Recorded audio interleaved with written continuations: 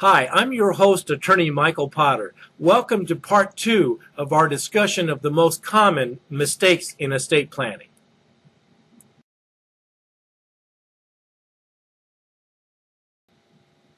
Now, with our discussion in part 1 still in mind, I'd say that here at the beginning of part 2, the number one mistake would be the failure to update your estate plan when the laws change.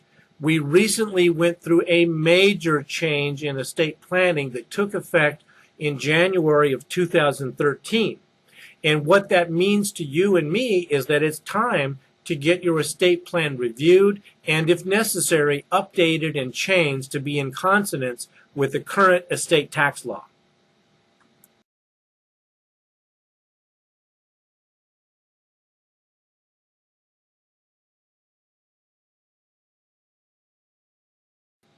A mistake that we often see out there is the failure to use a living trust as a key component of your estate plan.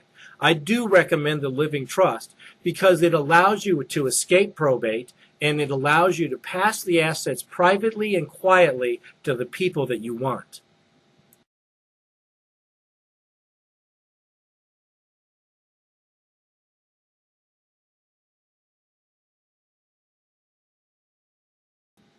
Now, another mistake that I often see is the failure to plan for gradual inheritance. I'm a big believer in that.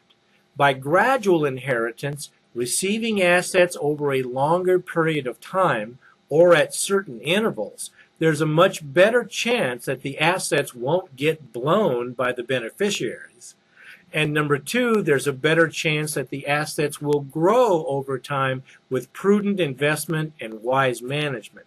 That way, your heirs are older and more mature as they receive the different portions at different times. And that way, they appreciate the value of money, they're not depending on it, and it's something that they can continue to benefit from over a long period. To me, that makes much better sense.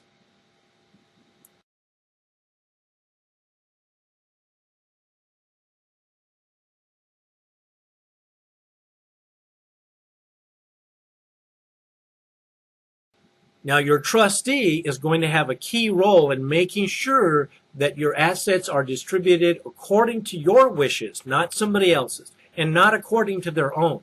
Their job is to be a fiduciary for you and to stand up for you and do what you've asked when the time comes. It's extremely important to pick the right trustee for your living trust.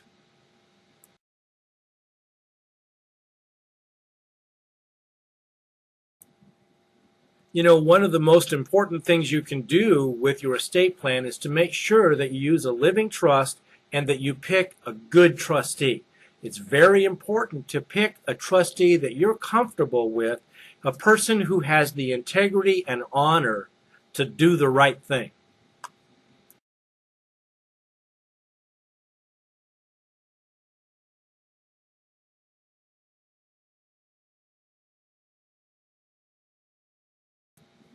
Another common mistake is the failure to choose a backup trustee. I like the idea of having a first choice, a second choice, and a third choice as trustee. That way, if something happens to your first choice, the second choice can step into their shoes and handle things for you.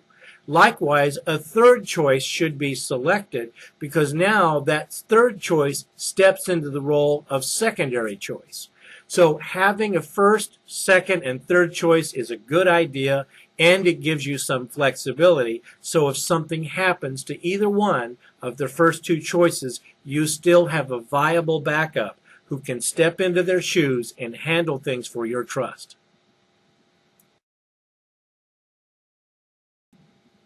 You know, another area that I think is sometimes overlooked is the failure to plan for incentives that might stretch your heirs so that they reach farther and become more of the people that you know they're capable of being.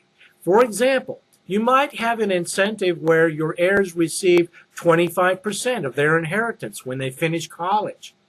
Another 25% when they get a master's or doctoral degree that gives them more opportunities out there in the world. and maybe another 25% when they reach age 30 if they own their own business and they're creating jobs out there in the world. And maybe a final incentive that they get another 25%, the last portion of their inheritance, at age 40 if they are contributing to the community through their church, their synagogue, their temple, or participating in the community service through, say, the Red Cross or the Make-A-Wish Foundation or the Scouting Program.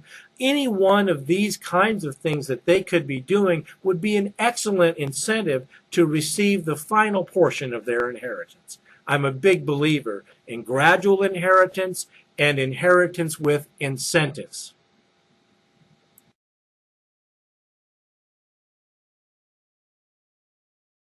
Now, a final area to discuss with you. You know, one of the things that I like to offer is a trustee's briefing.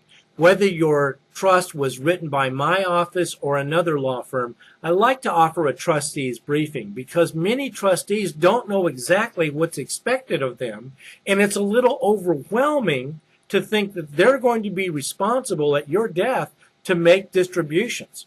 And so I like to offer a trustee's briefing. In this briefing, we go through a checklist with the trustee of exactly what's expected of them so they feel comfortable about it. And number two, we discuss with the trustee the various options that may come up and how they would handle them.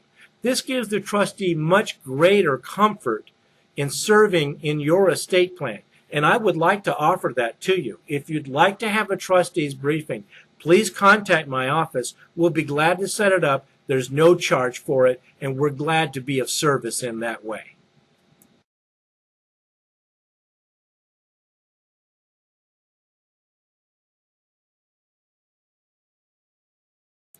Well, this has been part 2 of the most commonly made estate planning mistakes. I'm sure you might have some questions, and if you do, my staff and I are more than glad to be of service. I'm Attorney Michael Potter, and I look forward to hearing from you.